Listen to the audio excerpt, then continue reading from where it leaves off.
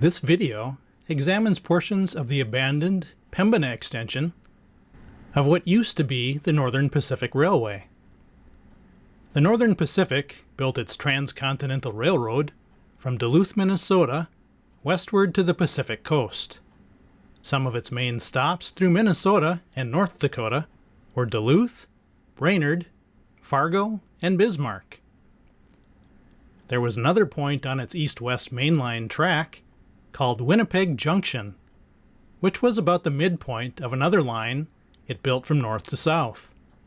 Some of the primary stops along the line were St. Paul, Little Falls, Grand Forks, Pembina, and Winnipeg, Canada. The segment that was built from Winnipeg Junction to Pembina was constructed by the Duluth and Manitoba Railroad Company, which would eventually be taken over by the Northern Pacific. The segment from Winnipeg to Pembina was built by the Red River Valley Railway, which was also absorbed by the Northern Pacific.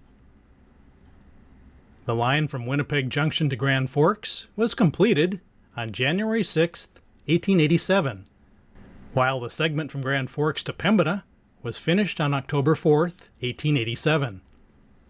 It took about another year for the segment from Winnipeg to Pembina to be completed. An excursion train was run from Winnipeg to Pembina to mark the completion of this final segment. This train arrived in Pembina at 1 p.m. on October 17, 1888. On board this train was Thomas Greenway, the Premier of Manitoba, Lyman Jones, the Mayor of Winnipeg, and 15 cars full of Canadians. These excursionists were met by the Mayor of Pembina, Judson Lamore, and his welcome committee. The Winnipeg and Pembina bands led the group of excursionists on a parade through the streets of Pembina to the home of Charles Cavalier, where they had lunch. This was followed by several speeches at the courthouse in Pembina. The excursionists were then free to visit Fort Pembina for a dress parade and drill, or venture across the Red River to St. Vincent, where they could attend the Kittson County Fair. The Pembina newspaper proudly advertised the opening of the new Pembina extension, where its residents could now travel to Winnipeg or St. Paul. Shortly after the completion of the Grand Forks to Pembina portion of the line, Eugene Smalley, from the Northwest Magazine in St. Paul, arrived in Pembina. His illustrators sketched a view of the town of Pembina from the St. Vincent side of the river. Two other sketches of buildings from the middle part of town were the Winchester House and the Public School Building. Another sketch from the north edge of town was the County Courthouse. Let's look a little closer at the area within the red rectangle. When the Duluth and Manitoba arrived in Pembina, its contractors quickly erected an elevator, depot, and roundhouse. The red line shows the path of the new railroad through town. The mill and elevator are shown on the right side, with a more detailed sketch of them on the left. The depot building was located on the western edge of town, and the roundhouse was located in between. One of the stops on the segment from Winnipeg Junction to Pembina was the town of Fertile, Minnesota, shown well by this old postcard. Crookston, Minnesota was another stop, where the railroad crossed the Red Lake River. This postcard shows the Northern Pacific Depot at Crookston. The Great Northern Railway also had a railroad line through Crookston, and there was a big fight between the two companies over their crossing point. Make sure to check out my video on this huge dispute. The railroad crossed the Red River at Grand Forks, North Dakota, which required the construction of a large swing bridge so steamboats could pass through. This postcard shows the Northern Pacific Depot at Grand Forks. Thereafter, the railroad remained west of the Red River, where another stop was at Drayton, North Dakota. Drayton was pretty small when the railroad first came through, but later on, this depot was constructed. The final stop was Pembina, North Dakota, where the long rectangular depot was built. Now let's focus on Pembina County, the area within the blue box. The red line shows the path of the railroad through the county. The railroad tried to build stops about every 5 to 7 miles. It stops through Pembina County, where Drayton, Pittsburgh, Bosemont, Fleece, Joliet, MacArthur, and Pembina. Over time, a series of sugar beet processing plants for the Crystal Sugar Company were built along this railroad line in the Red River Valley of the North. These were huge facilities and commanded a large railroad presence. In 1969, the Interstate Commerce Commission allowed the Northern Pacific Railroad to abandon portions of its Pembina extension, including the city of Pembina. However, in the years since, even though the tracks remain south of Joliet, there has not been much traffic north of the Drayton sugar beet plant. Let's look at a few points along the Pembina extension in Pembina County, starting with Drayton.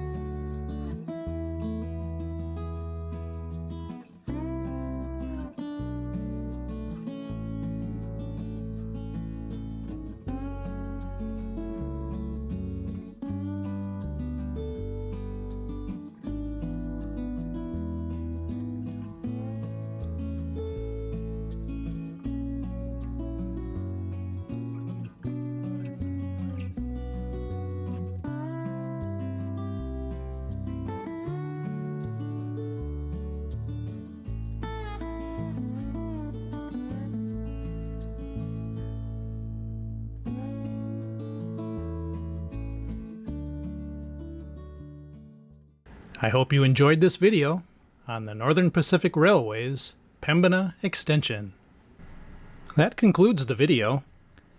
Make sure to check out my other YouTube videos and my primary website at mnbricks.com.